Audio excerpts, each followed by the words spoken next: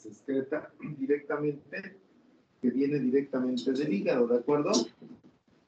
Ya habíamos visto las características de la bilis, que es una solución de agua, sales, lecitina, colesterol, otras sustancias. Si la concentración de esos componentes cambia, puede que pase de ser de una solución a formar verdaderos cálculos o precipitación de la propia arenilla, lo que le vamos a llamar, algunos ultrasonógrafos le llaman lodo biliar, ¿de acuerdo? La que sigue.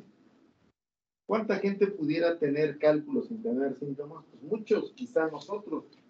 Y tiene que ver con la cantidad de solutos que tengamos y la dieta que llevamos. ¿Cuáles son las causas, incidencias y factores de riesgo? Se presentan frecuentemente sin síntomas y generalmente se descubren de una manera incidental por medio de un examen o de rayos X rutinario, cirugía o incluso en los exámenes post-mortem. Más frecuentemente en mujeres indígenas, estadounidenses y personas mayores de los 40 años de edad, se sospecha que por la dieta que se lleva y el uso, pues van a tener cierta cantidad o precipitación de estos solutos y que van a tener cálculos. Otros factores de riesgo, los hereditarios, los étnicos, la obesidad, la diabetes, la cirrosis del hígado, nutrición intravenosa a largo plazo, nutrición parenteral total, y ciertas operaciones de úlcera péptica que puede precipitar a que estos solutos se modifiquen, se precipiten, se calcifiquen y generen las famosas formación de cálculos o litros. ¿De acuerdo? La que sigue. Pues la fisiopatología, pérdida nomás de ácidos biliares, disminución de la producción de ácidos biliares y el aumento del colesterol es lo que generalmente va a precipitar que este tipo de sustancias, este tipo de cálculos aparezcan. ¿La que sigue? Los cálculos de colesterol, cuando son puramente de colesterol, es un exceso en la producción o excreción del colesterol. Aquellas dietas ricas en colesterol, aquellos pacientes que por algún trastorno pudiera ser metabólico se tengan mayor cantidad de colesterol, son una materia prima para que comiencen a formar cálculos a partir del colesterol.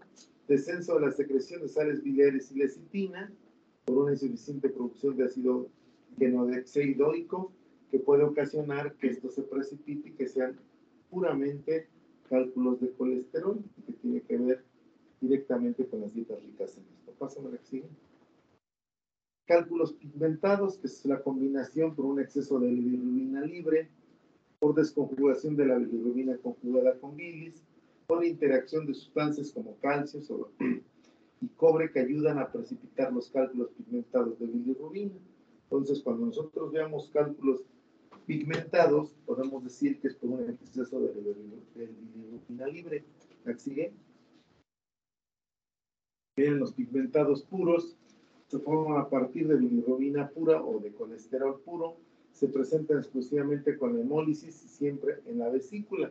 Acuérdense bien que recordemos que uno de los de las funciones que tiene el hígado junto con otras estructuras, principalmente el vaso, es que muchos de los eritrocitos llegan a fallecer o a morir ahí. Entonces, cuando hay hemólisis en cantidades importantes, el hígado tiene que ayudar o apoyar al vaso y entonces se acumula esta degradación del grupo E puede ocasionar a que se forme mayor cantidad de cálculos pigmentados puros. El tamaño son pigmentos biliares como si fueran granos de arena y de colesterol son del tamaño de una cereza. Es una forma de cómo diferenciarlos. Unos son pequeñitos y otros son pues, extremadamente grandes. Y cuando son mixtos, así como de huevo de gallina, se dice que son mixtos, es decir, son de bilirrubina y son de colesterol. Recuerda, pigmentos biliares son del tamaño de una arenita, de colesterol son del tamaño de una cereza, y los que son del tamaño de un huevo son combinados, tanto tienen pigmentos biliares como colesterol. Es una forma del tamaño, podemos saber rápidamente de qué se trata. ¿Cuáles son los signos, síntomas que vamos a encontrar? Ya habíamos dicho que lo clásico es el dolor en el hipocondrio derecho y en el epigastrio, el cual puede ser recurrente, es decir, constante, tiene que ver casi siempre después de una ingesta rica en grasas. Es agudo, tipo calambre o sordo, puede irradiarse a la espalda o debajo del omóplato derecho, puede empeorarse con la ingesta de alimentos grasos o grasientos.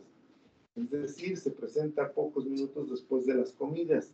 En ocasiones puede haber ictericia, puede haber fiebre, ataque al estado general, náuseas, vómito, acidez estomacal, sensación de, ¿cómo le llaman cuando están eructando y tienen ese sabor desagradable, descompuesto? ¿Cómo dicen?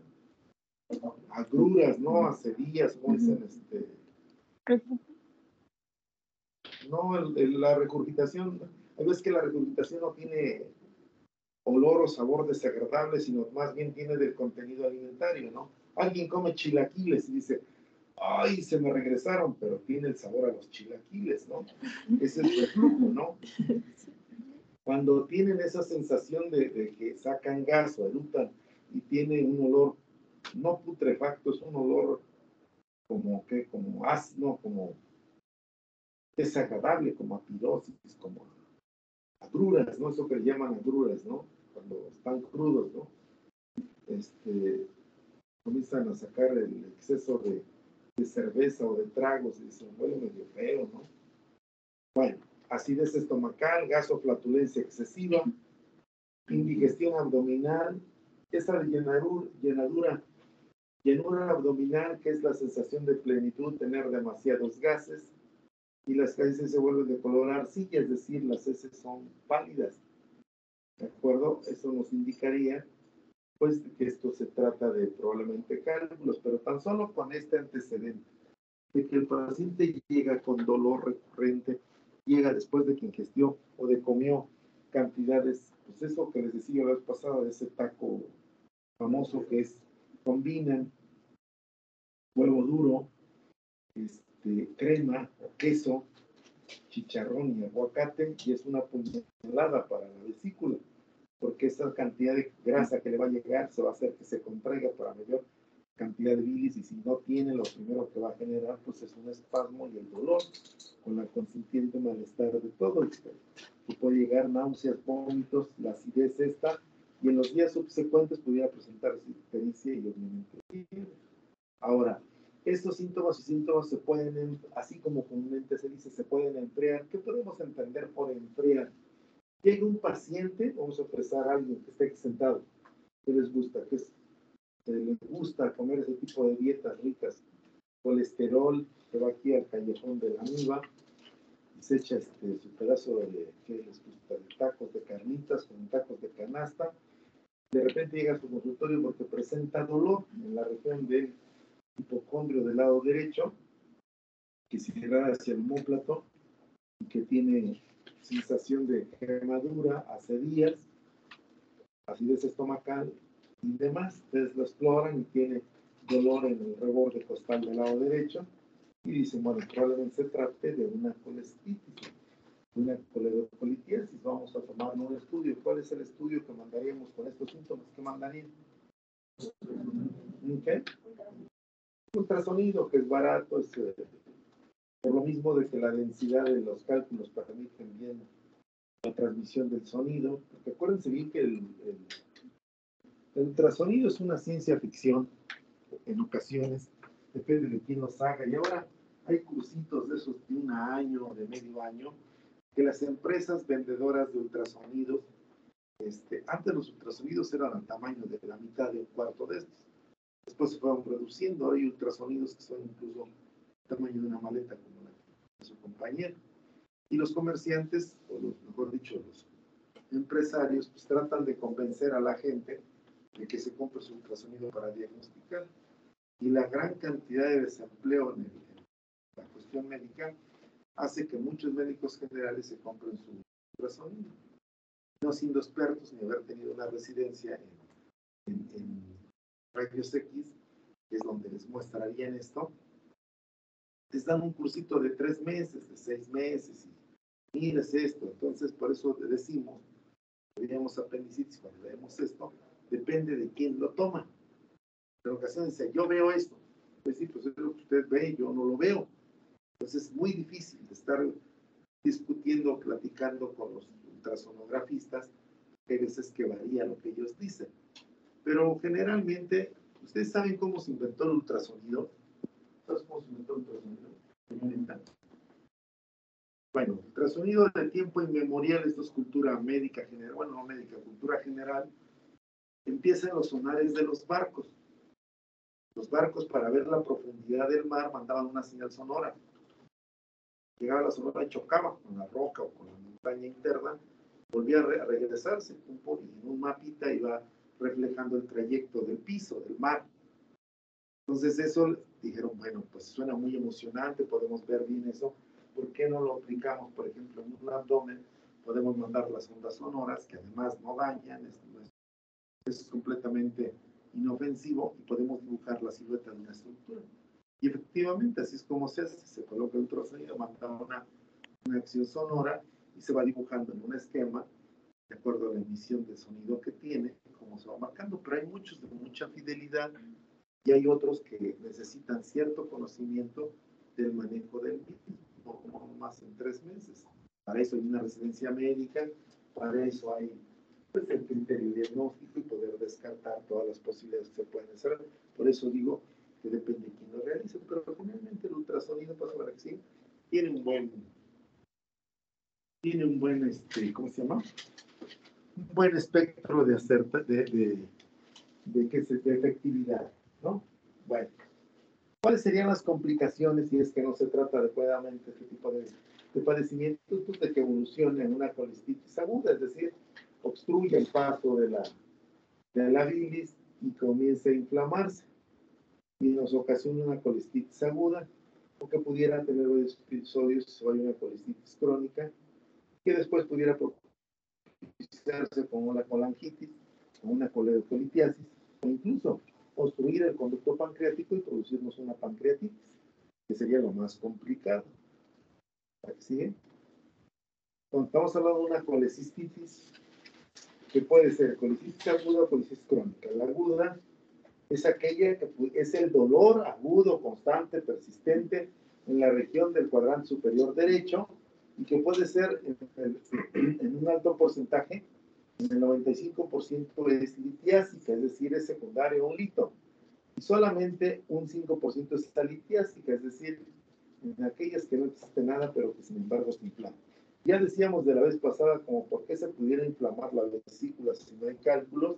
Decíamos que porque es reservorio natural de Salmonella typhi. ¿Recuerdan eso? Que por ahí alguien decía, ¿quién era? Creo que estaba descansando. Sí. ¿No? Iba a conseguirnos un artículo, ¿no? Decía que eso ya no existía, que la vesícula no era reservorio de Salmonella, ¿no? Y cuando eso sucedía, era que él decía que las reacciones febriles no era efectiva para el diagnóstico de Salmonella, ¿no? Entonces yo le decía que me dijera cuál era el estudio para diagnosticar Salmonella, ¿no? Algo como lo dije.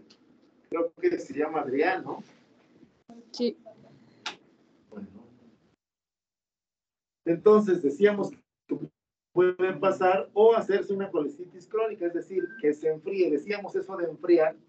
Llega el paciente, llega y se queja con ustedes que tiene la molestia, y ustedes, ¿qué es lo que hacen? ¿Qué es lo primero que se hace ante esos síntomas? Si es que es una colistitis aguda, ¿qué haría? Ok, ya llegas al diagnóstico. Médicamente, ¿qué haces? Simple, ¿qué hacen? Le dan analgésicos, ¿no? Acuérdense bien que si no le quitan el dolor, el paciente ya no vuelve, ¿no? ¿Sí o no? No le dan analgésicos, ¿qué le daría? ¿Qué le darías tú? ¿Qué? Dime un nombre. Allá afuera le dice una señora, le voy a dar un aine, y a lo mejor no la mienta, ¿no? ¿No? A lo mejor piensa que la estás albureando, ¿no? ¿Qué le darías? Dime un nombre comercial, dime que estás hablando con la lavandera de tu casa. No, señorita, ¿qué me tomo? Una Proxen. Pudiera funcionar, gracias paracetamol. Acuérdense bien que los exámenes van de acuerdo a la especificidad. Buscamos un analgésico de musculatura lisa. Entonces, esos que lo acaban de decir le pega más a la musculatura estriada. Son más antipiréticos que analgésicos. Paracetamol tiene más efecto antipirético que analgésico. Naproxen es un excelente analgésico para la musculatura estriada. ¿Qué le daban? Más fácil. Clonicinato de lisina. Está bien, funciona bien. ¿Cómo se llama en el mercado el clonicinato de lisina? ¿Con qué otro nombre se le conoce? ¿Con qué otro nombre? Lisina es uno de los tantos, pero otro. Pirac. Eso se lo deben ir aprendiendo porque de eso van a vivir. Eso, grábenselo, por eso los pregunto. ¿Qué otro pueden dar? ¿No darían butildiosina? ¿Por qué darían butildiosina? ¿Por qué? ¿Cómo se llama la butildiosina allá afuera? Buscapina, todo el mundo sabe que la buscapina sirve para eso, ¿no? Es un buen analgésico.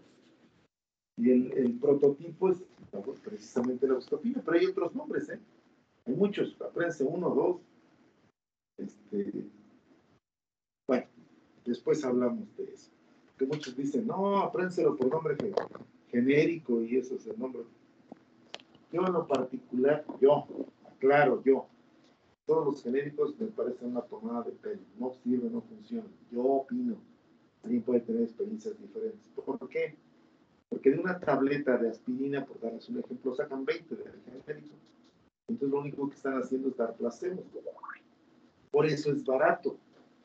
De una tableta de aspirina, una aspirina que es la marca líder del ácido acetil, un señor que no tiene empleo o un señor que es vivo, se agarran su cochera y se pone a hacer ácido acetil y hace tabletas, se les vende al seguro y hace 20 tabletas por el precio de una. Costo, ¿no? Entonces, ¿qué tendrá más efectividad? ¿Una aspirina? ¿Una tableta genérica? El genérico no es que no sirva, el genérico es que viene a dosis muy baja, por eso es barato.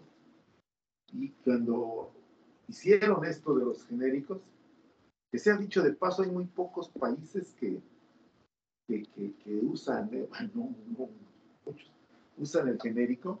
Creo que México fue uno de los primeros que comenzó a usar los genéricos. Después siguieron toda la gama de países tercermundistas, en vías de desarrollo, los que usan genéricos, que será desde México hasta la Patagonia, ¿no? Creo que el único que se pudiera escapar sería Chile, pero ahí fuera todos usan genéricos, y ahí es donde ha hecho su fortuna el Víctor González, el Simi, ¿no? Y entonces uno se pregunta, ¿por qué? ¿Por qué en Estados Unidos no habrá genéricos? ¿Habrá genéricos en Estados Unidos?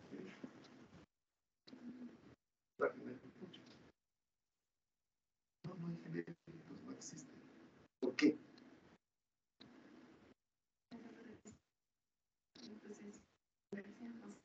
Viene que el paciente pues aliviado está mejor en los primeros días a que salgan más costosos los tratamientos. Bueno, es una buena justificación, que la razón, pero debe haber otra más de fondo. ¿Cuál?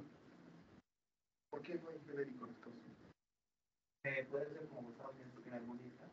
Todos, casi todos las personas de Estados Unidos tienen seguro. Y ni modo que el seguro esté dando un medicamento. ¿El seguro social no te da de genérico? Es son seguros particulares, todos, casi todos. No hay, como tal, creo que no hay un seguro particular. Hay un sistema que le llaman aseguranza médica, que no hay seguridad social como acá. Y la seguridad social es, pues eso que tiene el seguro social.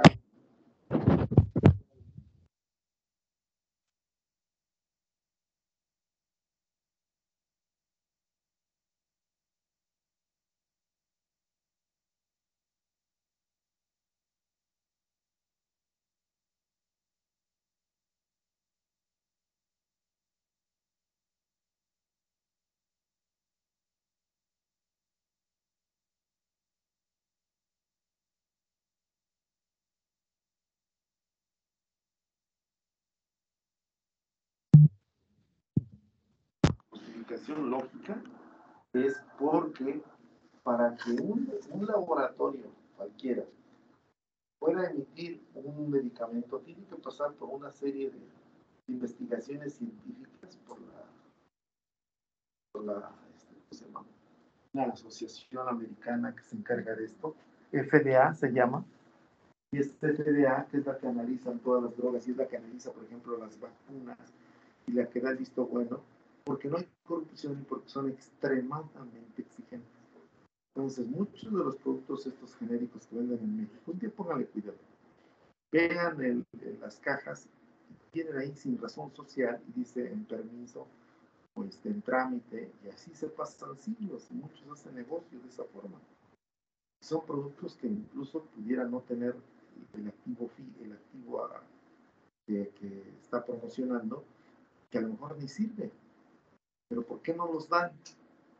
Es como decían por ahí, tú decías, pues llega ella al Seguro Social, entonces le dan una caja y se siente aliviada. Muchas de las mejorías es por fe. A ver,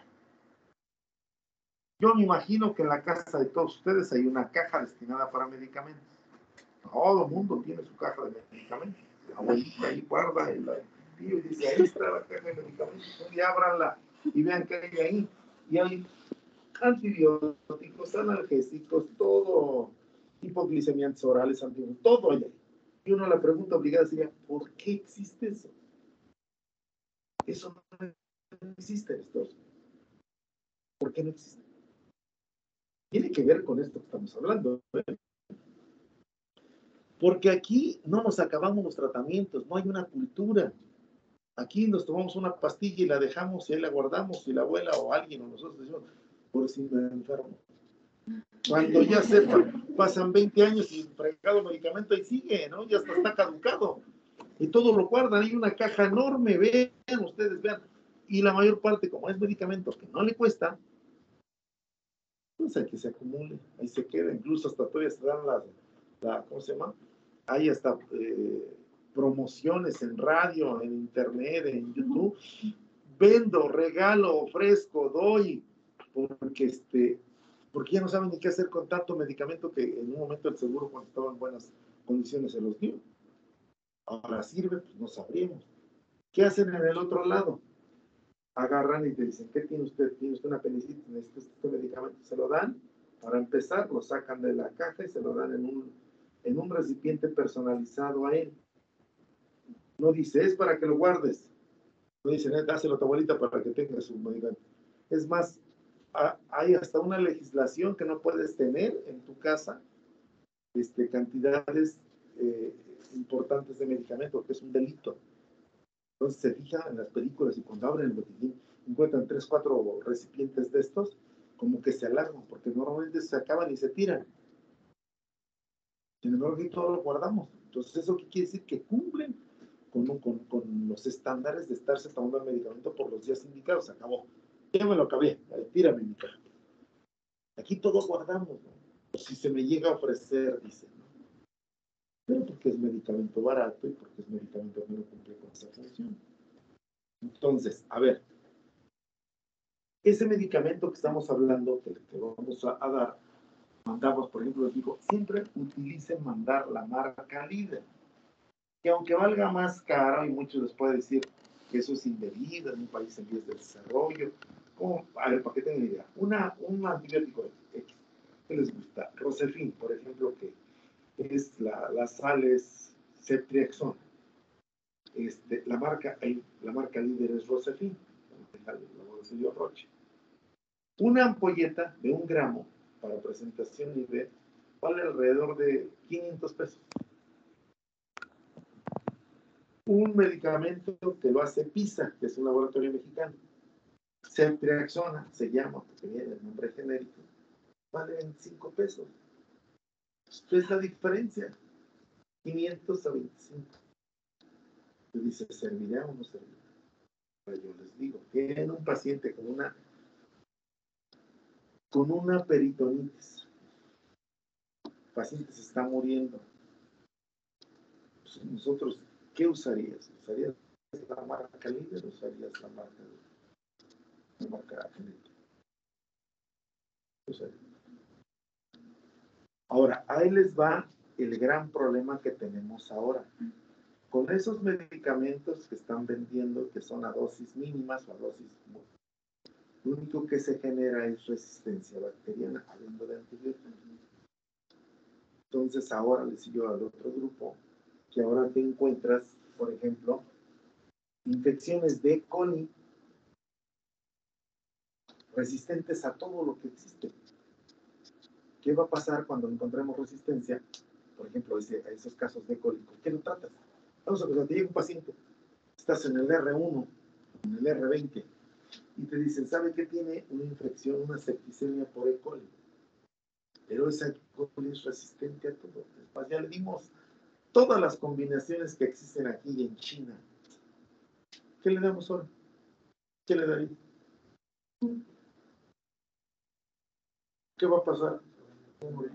Se va a morir. Y de hecho se mueren. Se están muriendo en esto que estamos platicando, se han muerto muchísimos. En todo el territorio de infecciones nosocomiales que no responden a nada, porque han sido multitratados con este tipo de medicamentos. Por eso había que sentarse, había que analizar desde el punto de vista gubernamental si la aparición de esos verdaderamente genéricos funcionan o no. A lo mejor pudieran servir para un analgésico, para una cosa de eso. Pues si le da dolor, el dolor no creo que sea crónico, si es crónico vemos qué hacer. Pero un antibiótico en la cual va a generar resistencia, habría que poner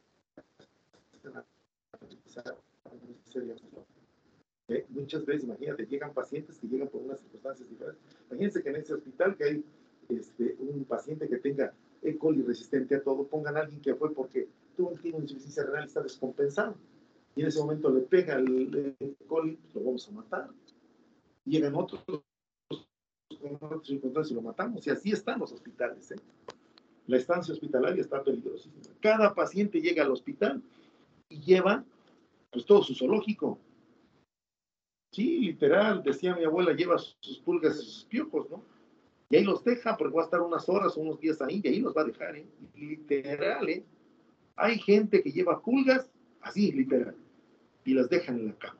Hay gente que lleva chinches, garrapatas, porque es gente de campo que convive con animales, se lleva su ropa, su cobija, porque lo tienen que abrigar y le tapan su cobijita y ahí lleva su fauna nociva y se queda en la cama, en la pared y al rato infecta todo. O hay gente que incluso transporta fauna nociva como las cucarachas. Y estamos hablando de animales macrosómicos, ¿no? Que podemos verlos. Ahora imagínate los microscópicos. Entonces cada paciente pudiera llevar una estirpe que no podemos controlar. Y estos medicamentos, hablando de los genéricos, lo que pudieran hacer es enmascarar cuadros y en un momento determinado no tengamos que tratar. Pues, moraleja, no hay que tratarnos y hay que vivirse con mucho cuidado con los antibióticos. Llega un momento en que no los podamos controlar. Imagínense que ustedes, se ha dicho con todo respeto, presenten que respuesta a un proceso infeccioso que no responde a nada. Estamos confinando a morir, ¿no? ¿Sí se acuerdan de ese presidente Chávez de Venezuela que todo el mundo critica, dice y hace? No, Chávez, no sé qué tal. ¿Sí se acuerdan? Antes del que está ahora. Bueno, él se fue a Cuba porque él soñaba con que Cuba era una potencia en salud y fue y se curó de una prostatectomía por un cáncer de próstata y salió muy bien del procedimiento. ¿Por qué creen que se murió? Se murió, literal. Tiene una infección nosocomial adquirida en el hospital y que ya no hubo ningún antibiótico que le hiciera nada y se murió. La gente se muere. Entonces ahora es bien común que dicen, se murió. Ah, sí, sí. ¿De qué? Neumonía, COVID. Ah, sin repercusión legal. Vámonos, incinérenlo.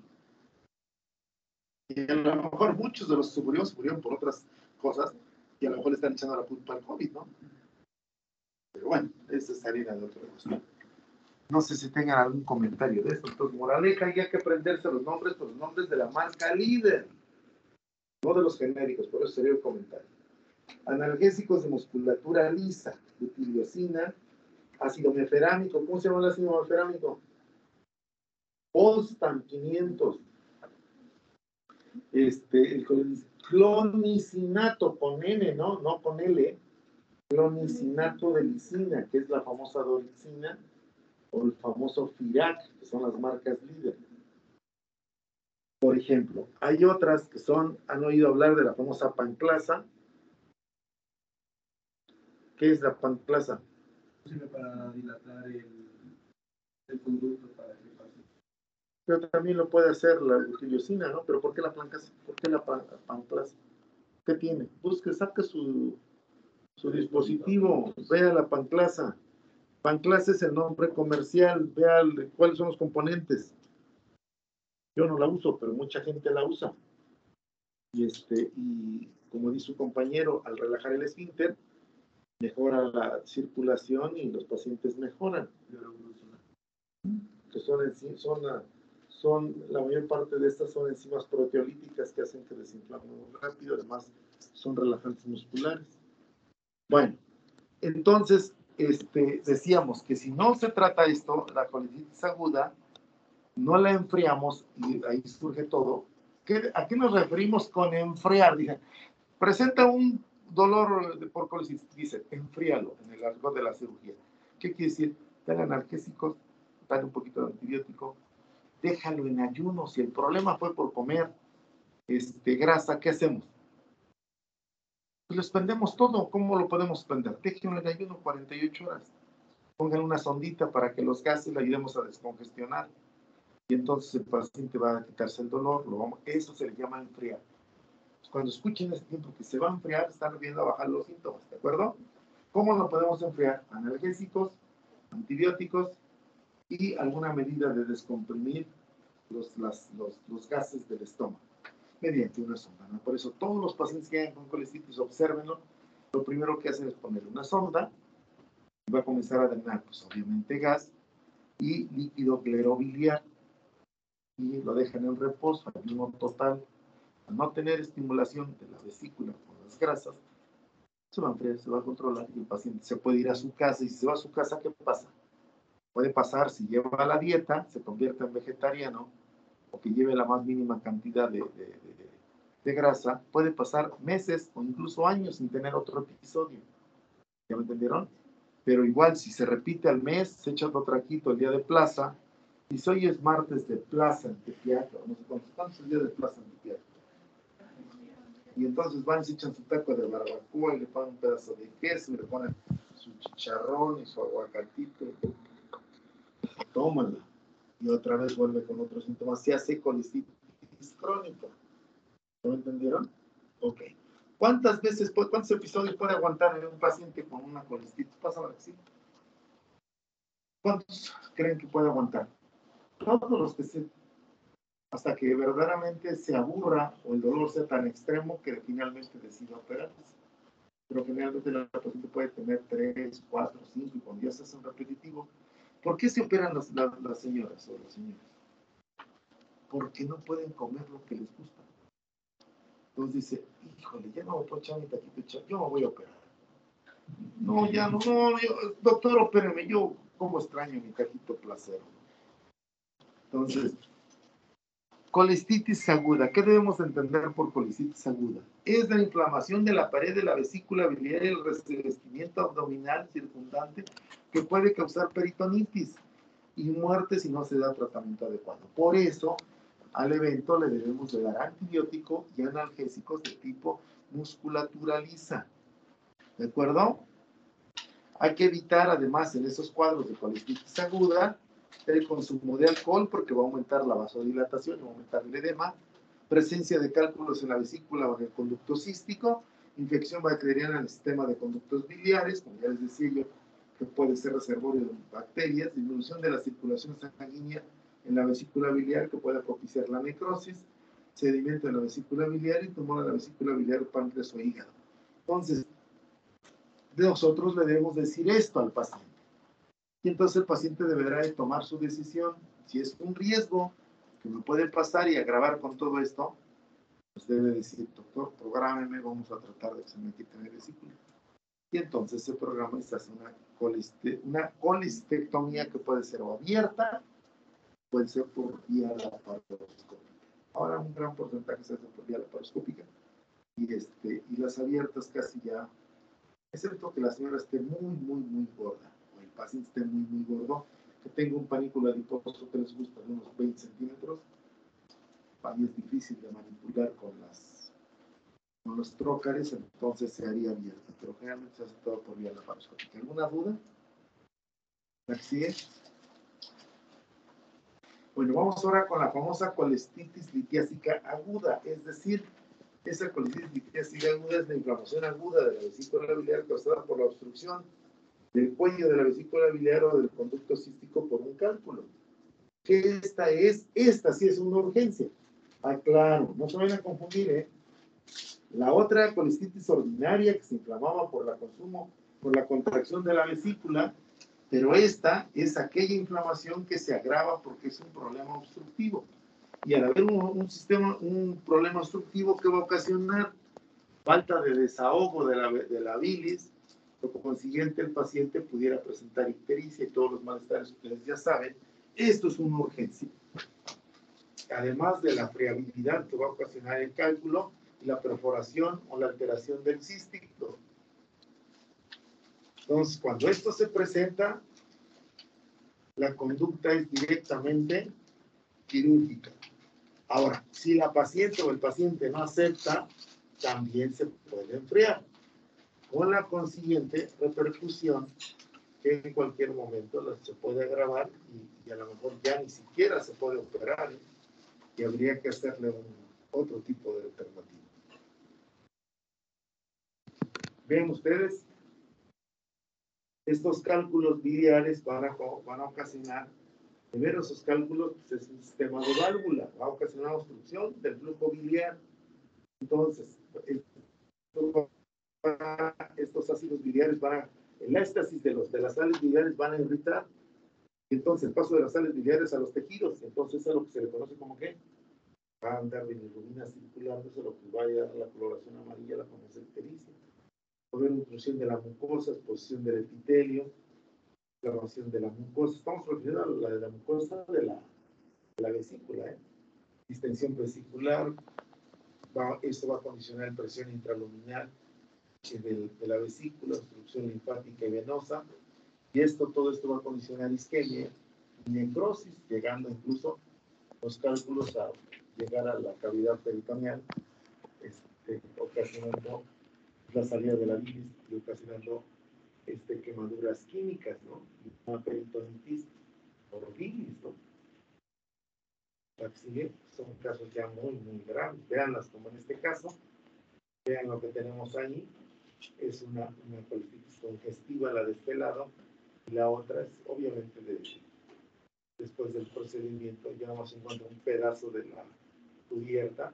Está toda necrótica, ¿no? Está toda perforada y esto genera una peritonitis biliar. ¿Cuáles son los síntomas? Muy semejantes: dolor en el hipocondrio derecho y en el epigastrio, ataques de dolor recurrentes después de las comidas. Aquí ya es en forma intermitente, no es de que no hace un episodio, a lo mejor se queda y se va a su casa y cada vez que coma le va a estar dando, es un dolor recurrente cada vez que coma, rigidez de los músculos abdominales del lado derecho, la náusea, el vómito, anorexia, eso es importante, los pacientes dejan de comer y se van hacia abajo, fiebre moderada, escalofríos, diaforesis, pesadez abdominal, ictericia, color amarillo en la piel y en los ojos. Las heces son blandas y de color claro. ¿Por qué tendrían que salir las heces color blando? Bueno, color blanco. Porque claro. se está excretando fibrilina. Exacto, y entonces es quien le da la coloración. Entonces lo que vamos a ver es heces blancas, pues, o claras. Ese es un buen signo de decir que algo está pasando y que toda la bilis se está quedando y esa bilis está pasando a la circulación, por eso se pone amarillo. Entonces no vemos las conjuntivas, lo vemos como canario.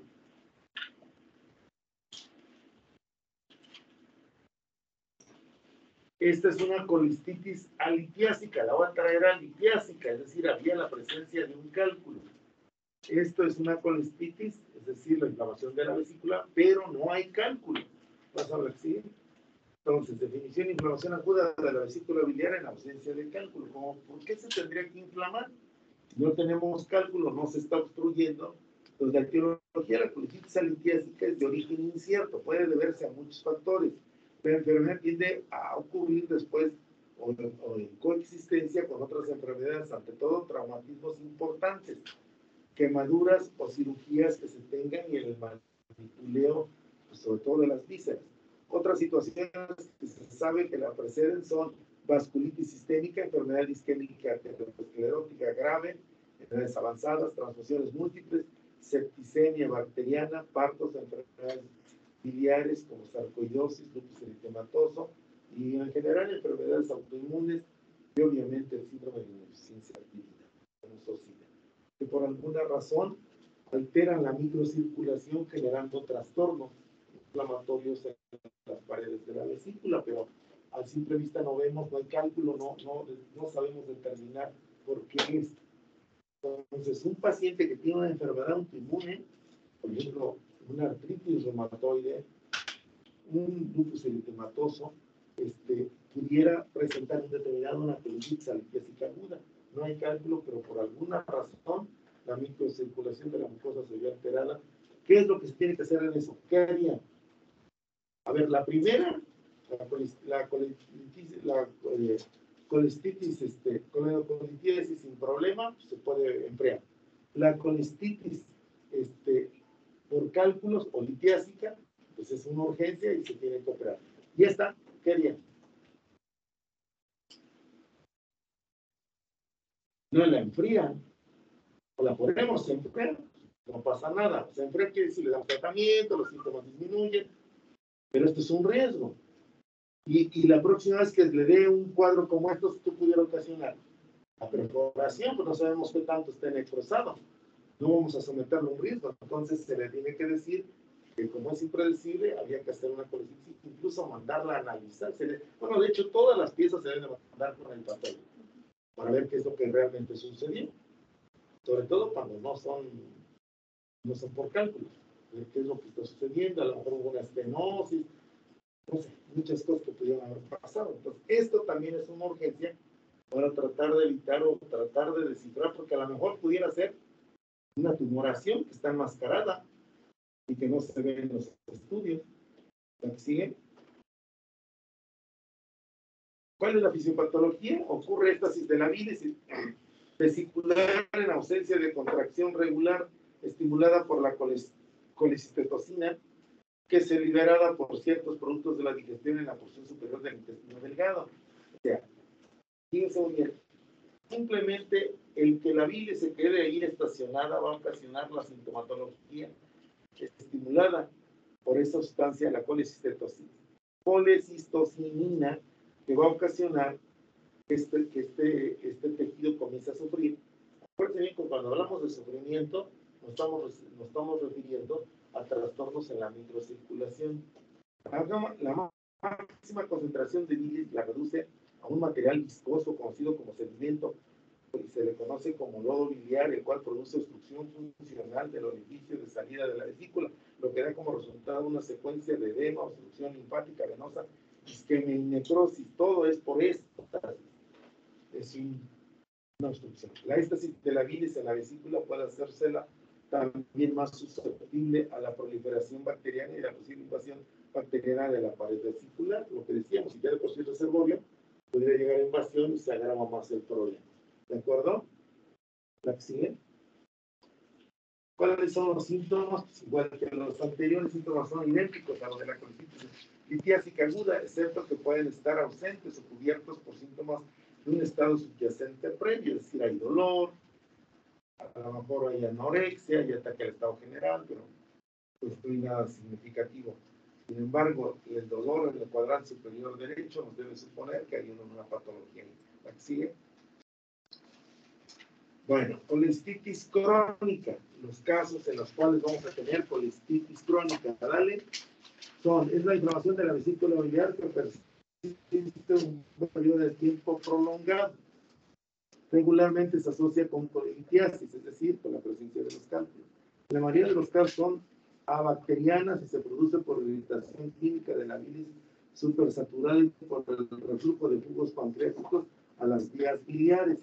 La colestitis crónica es causada por ataques leves repetidos de colestitis aguda que producen infiltrado crónico inflamatorio, aplanamiento de la mucosa, fibrosis y engrosamiento de las paredes de la vesícula biliar, la cual comienza a engrosarse y finalmente pierde la capacidad para desempeñar su función de concentrar, almacenar la famosa bilis. ¿De acuerdo?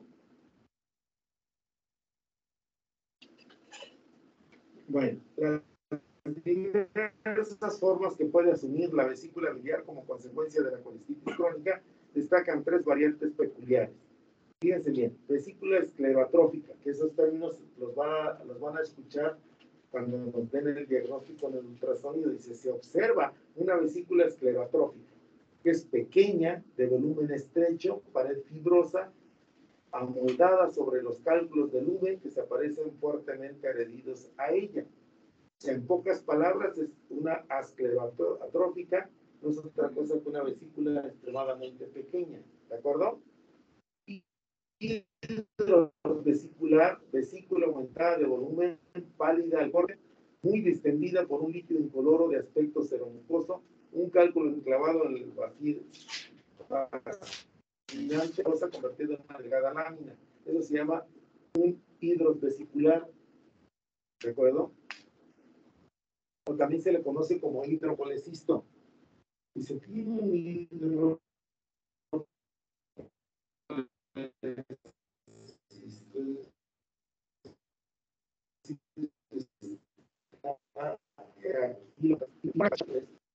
se llama vesícula en porcelana. ¿Han escuchado ese término?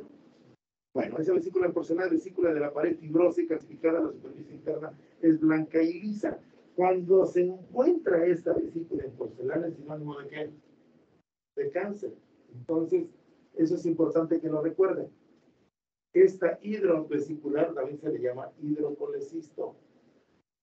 ¿De acuerdo? Y la vesícula esclerotrófica es aquella pequeñita, súper chiquita que apenas si la ven, como dice ahí, sus paredes pareciera que están englobando, deteniendo al cálculo que pudiera ser único.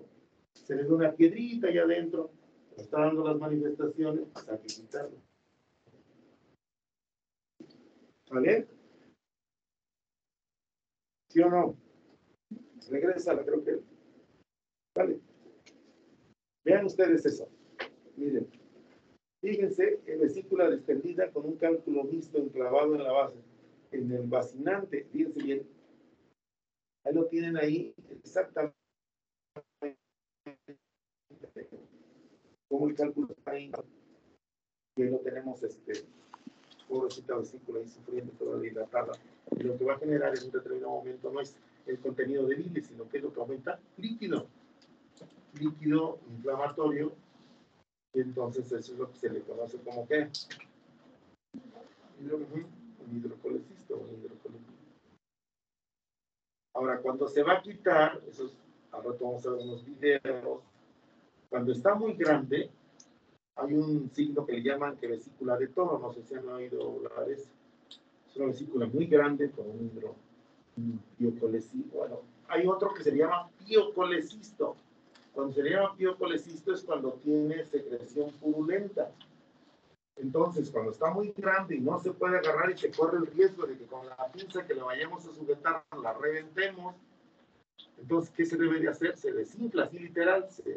Entonces, se mete un trocar, hay una aguja especial para esto, se introduce y se aspira y se vacía, y ese contenido se puede mandar a analizar, se puede mandar para ver qué es, si es secreción, inmediatamente se ve si es simplemente líquido o es pus. Entonces ahí pudiera ser un hidrocolecisto, pudiera ser un piocolecisto. ¿De acuerdo? Generalmente cuando se encuentra la vesícula en porcelana, la vesícula no es tan grande, ¿eh? Uno pensaría, son grandes los hidrocolecistos, pero es de tamaño mediano, y la vesícula es así, cuando uno la palpa o la obtiene, la vesícula es dura, como si fuera de plástico. Y es así, cuando uno encuentra esas características, pues casi es un maligno de la vesícula biliar. Entonces el pronóstico es muy reservado. Se les debe decir, se debe de mandar a analizar para que pues sepan, ¿no? Si uno se operaron de la vesícula y se murió, ¿no? Se murió del problema que tenía, ¿no? ¿Sí? Bien. Igual vean cómo está distendida. Ahí arriba vean, incluso está lustrosa. Dice vesícula biliar, mucosa, granulosa, surcada por estrías pálidas. Es un hidrovesicular. Un hidro. colecisto, vean cómo está enorme, esa la obtuvieron por una cirugía abierta. Esto por laparoscopía no sale. Vesícula biliar distendida, serosa, blanco, nacarado, con adherencias fibrosas. ¿Ya? Ahí están sus dos cálculos que le encontraron en el interior. Signos, síntomas del clásico cólico biliar. En el cuadrante superior derecho, dolor leve de hipocondrio derecho, malestar y epigastro, náuseas, vómitos, tolerancia a los alimentos grasos. Siempre va a ser eso, ¿eh? Anorexia, pérdida de apetito, ataque al estado general, y los pacientes se desesperan porque no pueden comer, dicen, ya no tengo apetito, con lo que me gustaban las carnitas, chicos. Entonces ya no pueden comer, superen todo. ¿Verdad que nos veo un hijo del doctor y voy a matar un marrano? Quiero comerme un taco de carnita. ¿Sí? Vamos entonces a otro padecimiento que se llama coledocolitiasis. ¿Qué es la coledocolitiasis? Son padecimientos diferentes. Ya no se los voy a confundir.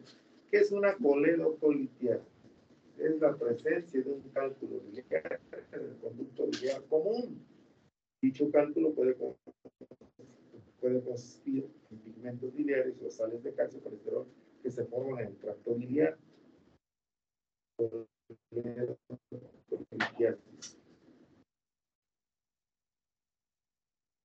¿Sigue?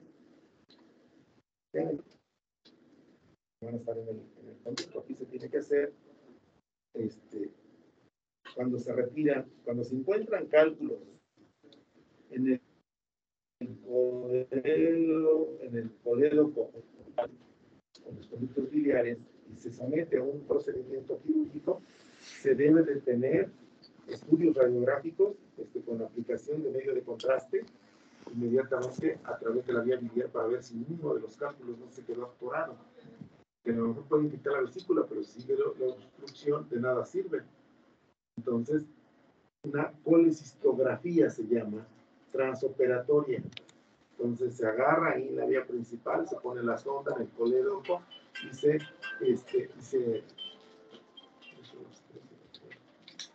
dime, Chile. Ok, ya voy para el pues salvó la campana. A ver, dame la que sigue.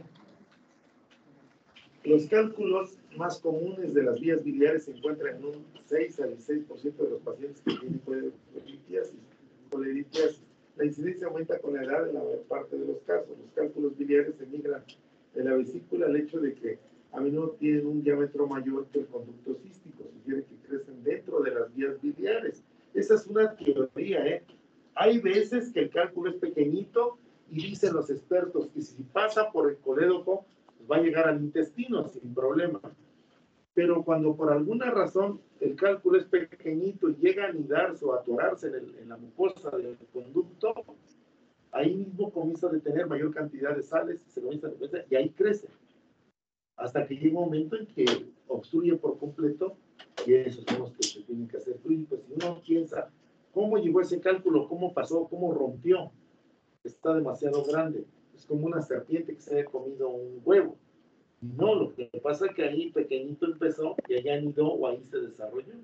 Y esa es una verdadera cuestión. Entonces, cuando son así, es un verdadero problema porque había que romper el colédoco para poderlo extraer o adelgazarlo. Entonces ahora hay sustancias que se dan, o eso que le llaman prótesis que les platicaba, que se mete una especie de conducto a un lado para que pueda drenar la bilis, y entonces comienza a desgastar el cálculo, y ese cálculo vaya hacia la vía digestiva y se elimine por excremento. ¿Pasa a la que sigue? Entre los factores de riesgo están los antecedentes de colestitis, cálculos biliares en la historia clínica.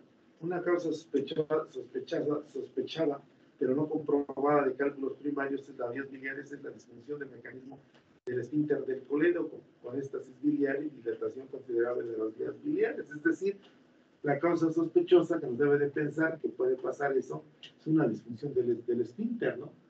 En lugar de que se dilate, lo esté reteniendo y eso precipita que se formen más cálculos ahí, nos obstruye, ¿no? La otra, entre los factores de riesgo, está los antecedentes de tener o de haber padecido colelitiasis, cálculos biliares en la historia, y que esos cálculos están emigrando hacia las vías biliares, ¿no? Esta colelitiasis nos genera una coledocolitiasis. ¿Vale? ¿Dudas? ¿Vale? Bueno, vamos a dejarla ahí porque tengo cosas que hacer. Creo que fue un buen inicio. Han aprendido hoy demasiado. Mañana vamos a hacer esa prueba. Vamos a hacer una parte, aquí terminamos. Y después vamos a hacer sus puntitos. Así que traigan sus... Ustedes, no sé si ahorita les vas a dar algo. Sí, les voy a dar como un tour por el departamento. Y les puedes dar algo de lo que está pendiente de vestido lavado. Sí, pues vamos a practicar. Porque los exámenes van a ser individualizados, van a ir pasando cuando hagamos el examen de 2 en 2, aquí son pocos, y por ejemplo vamos a agarrar a su compañera vístete, ¿no? Todos los demás van a servir primero de pacientes, y él es el que vamos a estar evaluando, y luego viceversa. Por ejemplo, él va a tener que vestirse, y todos los demás lo estamos observando, y ahí vamos a estar viendo qué es lo que hizo mal, qué es lo que hizo bien. Y luego lo volvemos a regresar hasta que lo haga bien, porque nada me sirve que repruebe. Si se va reprobado, ¿de qué me sirve que se vaya reprobado? Yo no voy a ganar nada. Yo voy a ganarme algo cuando él me diga, doctor, después de 20 veces lo hice bien, ¿no? Ahora, los que lo hicieron bien de una, pues hágalo otra vez para ver si es cierto, ¿no? ¿No? ¿Qué tal si fue chiripazo, no? Entonces, pero lo que sí les quiero decir es de que generalmente su compañera es muy estricta y nunca regala calificación, ¿eh? Entonces a nadie le damos ni siquiera una décima. Entonces se lo tienen que ganar como debe de ser. Ustedes ya lleven una ventaja. Tiene que haber ciertos beneficios para ustedes que están sentados aquí. Sé que es muy difícil para ustedes y para mí y para vos. Estar aquí sentado y estar conviviendo con ustedes, pero a mí me da mucha alegría que estén, me da gusto conocerlos. La cuestión va a ser que cuando hagamos el examen, de alguna u otra forma ustedes tienen que salir un poco más beneficiados, pero por supuesto, ¿cómo? Va a ser mayor facilidad para que ustedes hagan un buen examen, ¿no? Entonces, a diferencia de los que están ahí sentados, ¿no? Que además no los podemos valorar, o sea, ¿cómo hacemos? Es difícil. Aquí nos podemos pelear más, ¿no? Entonces, échenle muchas ganas, porque la competencia allá afuera está muy complicada, ¿eh? Están en las residencias médicas, está muy feo. Las plazas para internado creo que ni hay, no sé. Entonces, ahora me entero que hay una clínica en Prados, ¿sí conoces? Dicen que ahí hay internado. Sí. Y ese internado, yo soy Batman. Pero bueno, está bueno. Entonces, como ustedes van a un hospital, váyanse a un hospital donde les den maltrato. Van a aprender porque finalmente van a hacer eso. No le tengan miedo a eso. Váyanse a la Margarita, váyanse al hospital general, donde haya enseñanza. Esas clínicas ven un paciente, ustedes van a ver a otro lugar siempre. Hay pacientes, sí. O sea, los van a lastimar, sí. Van a la recompensa, van a aprender. Y al final van a pasar el examen. Hay gente que no le gusta. Entonces mañana, ¿dónde estás? A ver, mira, no seas mala gente, prende esos dos.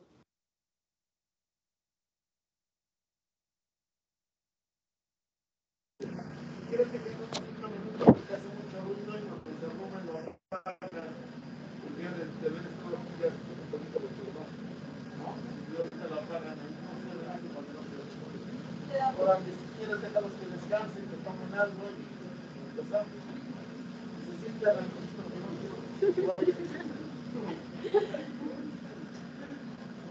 Vale, chicos, ¿cómo se sintieron? ¿Bien? ¿Mal? ¿Más o menos? Un poquito rápido, ¿no? Sí, un poquito. Pero bueno, ya después lo podemos ir viendo con calma, también para que empecemos con las técnicas. Todos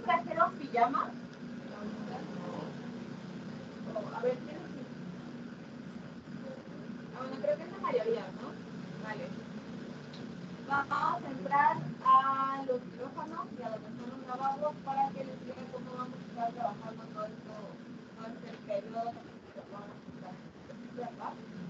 De este lado, pues aquí saliendo, derechito, está el baño de mujeres. El baño de hombres está del lado contrario.